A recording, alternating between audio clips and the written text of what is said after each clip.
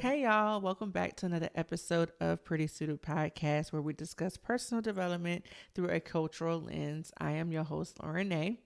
And today we're going to switch gears in this episode just because I have been on a real reading kick lately. If you don't know this about me, I have been a reader for most of my life. I've been that girl who was cooped up in her room reading Harry Potter every summer because my dad got it for me with my nose in the book for days and days and days, where to the point where my parents had to drag me outside just to get some fresh air.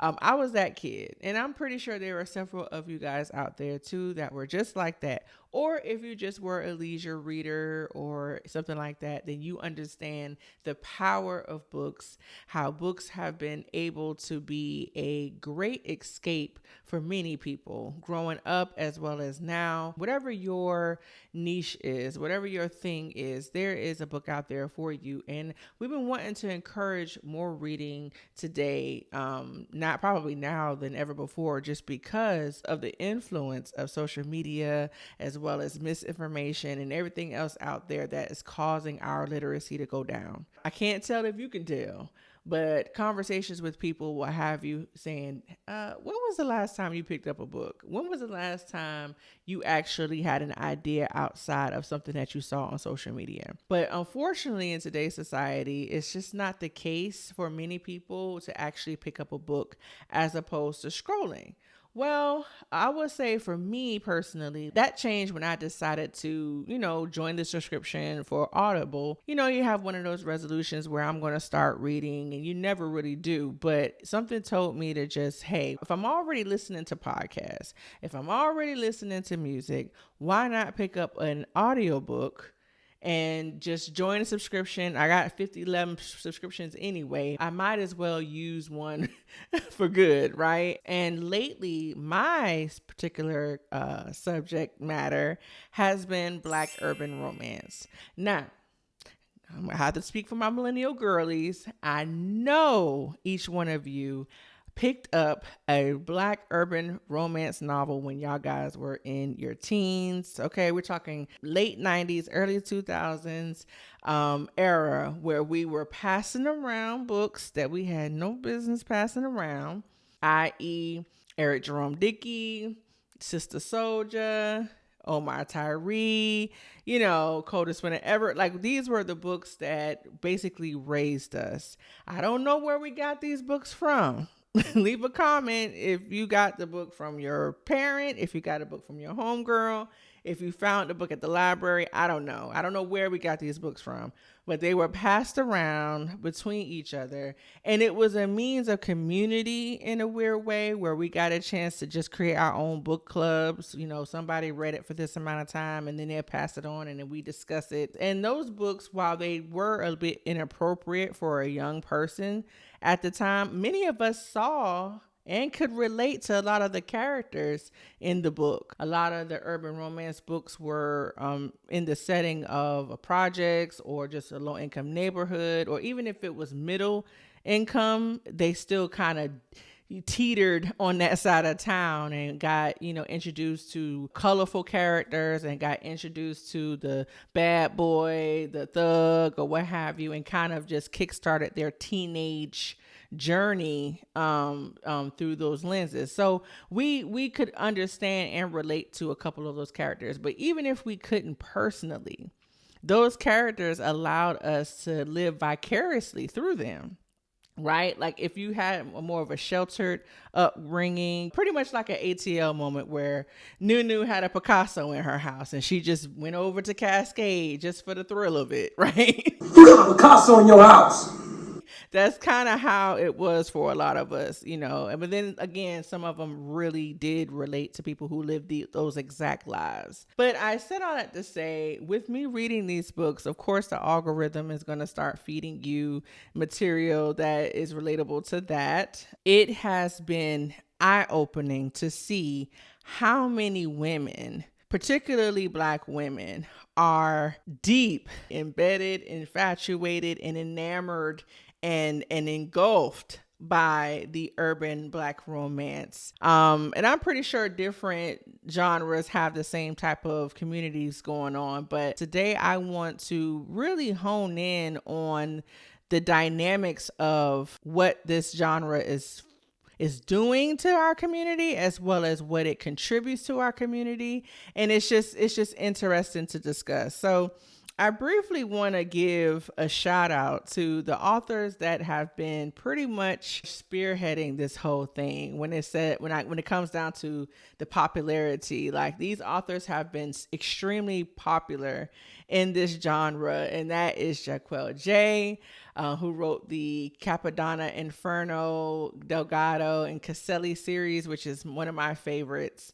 You have Kimberly Brown, who wrote the Dillinger series, which is one of my faves. I've just started picking up that one. You have, of course, India Carter, who did the Danger series, which is one of the popular ones of this whole genre.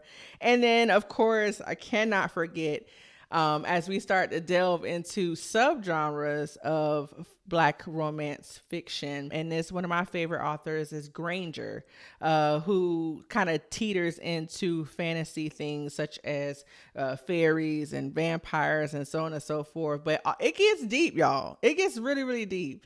But what I like about it is just the diversity of where this thing can go and where it has gone. I'm only, of course, at the tip of the iceberg, but what I really want to discuss is how much, just like how when we were younger, how we use these books as a means of an escape.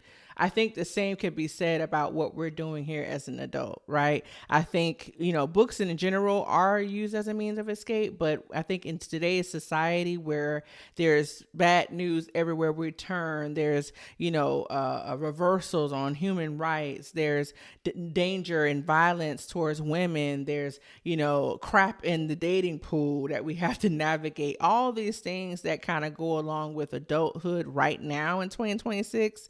These urban novels kind of set up a world that allows us to escape that. And this world, while it may be filled with some cases of violence and danger and so on and so forth, those circumstances pop out at the page with such a rush, but you're still in the comfort of your own setting, right? But the excitement is not just about the shootouts, and it's not about the danger of the cartels and the, kidnappings and things like that. The romance piece of it, I feel, is the most exhilarating, and it's because I believe the characters that are portrayed really tap into not only the insecurities, but the innate and primal desires of what women want today.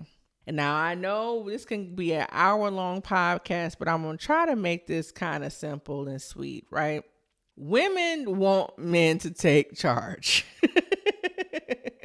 Point blank, period. A lot of the characters in these books are what we call MMCs, male main characters, are the typical men that society would deem to be the bad boy, but what they ultimately uncover throughout the story is their desire to love a woman and put on the armor of being the provider and protector for everyone that they love.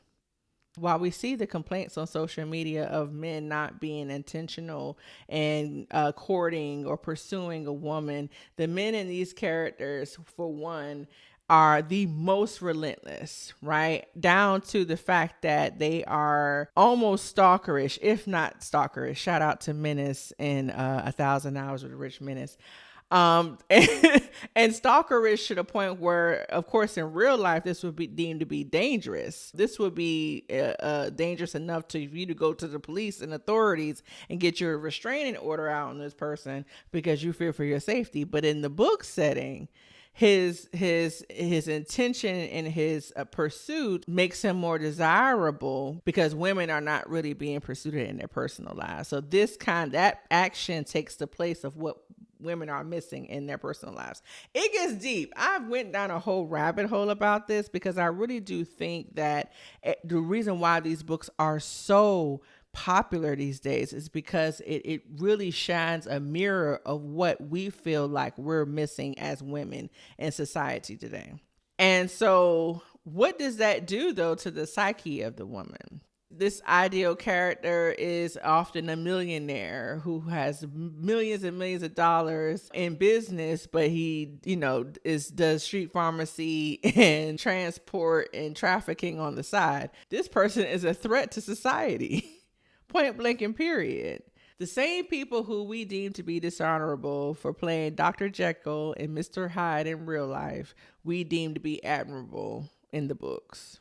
And so what does that say about how our mind is warped into expectations? What's realistic and what's unrealistic? The female main character is always usually a damsel in distress, somebody who is in desperate need of saving. And this person, this knight in shining armor with the 9mm, comes and saves the day. Right? Or she's a very high powered woman who doesn't take no for an answer and doesn't take crap from anyone. This guy is able to break down her shield of defense and make her putty and make her feminine and make her desired. These are the type of characters, again, these are the type of scenarios that we don't necessarily see in our real life that we're living vicariously through the books.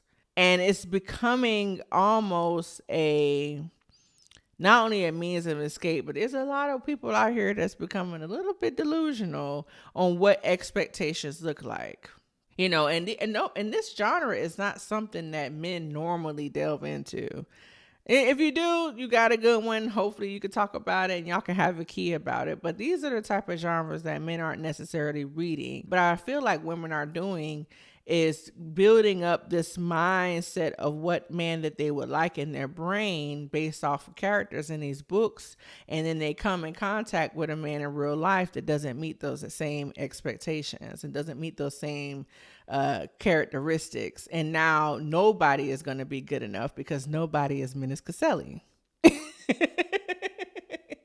And so what do you do with that? How does a man compete with that? How does a man who is not familiar with the true desires of a woman that is played out in a romance novel compete with, how does he compete with that? I think the important thing, of course, is communication, because if these are your innate desires, then hopefully you can communicate them to the person that you're interested in. So, of course, they may not be exactly like, Demon or Damien, but at least he could fulfill some of the things that you're looking for. Because unfortunately, you can become unrealistic. If you're a bartender at a restaurant and a guy who's interested in you is the manager at Costco's, he's not the multi-billionaire Diesel Danger who's going to scoop you off your feet and pay for your full tuition for 4 years and, make you his personal assistant and buy a compound and real estate for you and your whole family.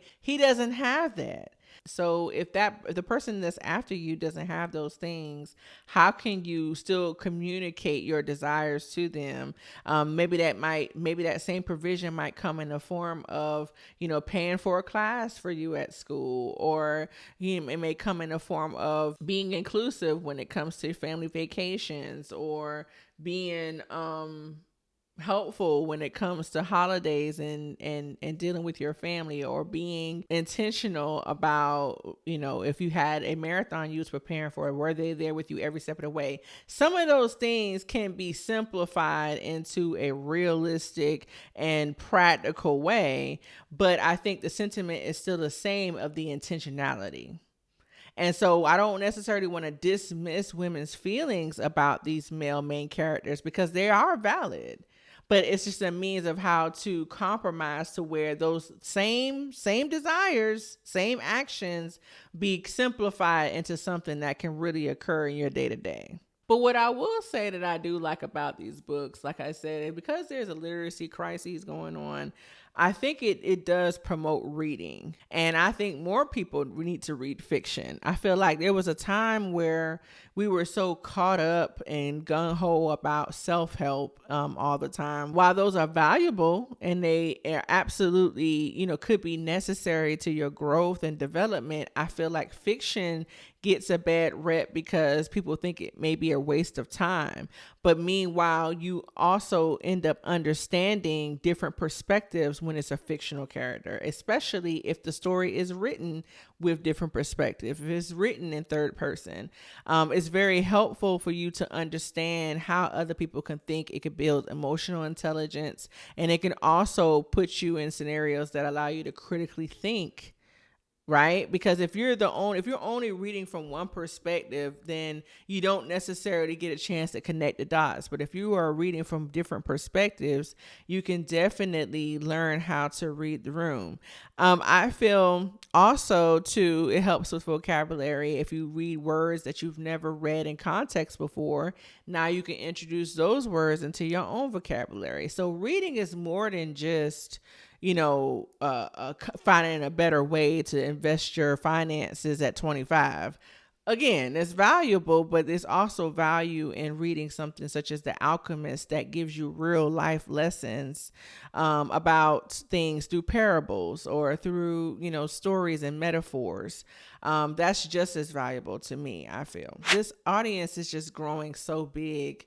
I'm even joining a book club very soon, so that way I can kind of talk about these stories with people. We've lost third spaces as a community, as a people, as a society, and so things such as book clubs allow people to commune together. And then also, it doesn't necessarily have to be like you're consuming something. You're not at a conference there to purchase a book or purchase a class. It's really just like-minded individuals coming together and talking about a book that they've read and sharing perspectives and sharing laughs. I think that that's dope. And we need more of it. Men need to come together and join book and create book clubs too. If you have a book club, I'd love to hear about how you guys are going about it, the different activities and scenarios that you do, or even just how often you meet. I'm kind of curious to see the difference. And what types of books you guys are talking about. But I really just want to hone in on how influential this particular thing is and for what reason. The reason is more, it goes deeper than just people enjoying novels and books. It's going into the different vices that we're starting to develop due to the lack of structure and community and romance and respect and dignity and civility that's happening in today's world. Art is usually a reflection of the times. Art is also known to do its biggest transformation during tough times. Think about the Renaissance movement. Think about, and that's after the Great Depression. Think about, German expressionism and American, contemporary art. Like all those things usually happen after a difficult economic time or just cultural time, social economic time. But then we start to develop and see something new. And it's so exciting to really see where this is going. But we also need to be mindful of why this is being reflected. Why is this particular genre filling our cup more than ever? And I think it has a large part to do with how we live our lives and how we're seeing our lives and what's lacking, what we feel is lacking in our lives. But I also want us to be cautious of how that can manipulate our own perspectives when it comes to love, when it comes to safety, when it comes to security, and when it comes to actually building legacy with a person that has our best interests at heart. But anyways, don't forget to like, share, and subscribe. And until next time, you cannot manifest the life you feel like you don't deserve. So create the life that you want and look to the sky for grace. Bye-bye. For all that life has in store, health, culture, and more.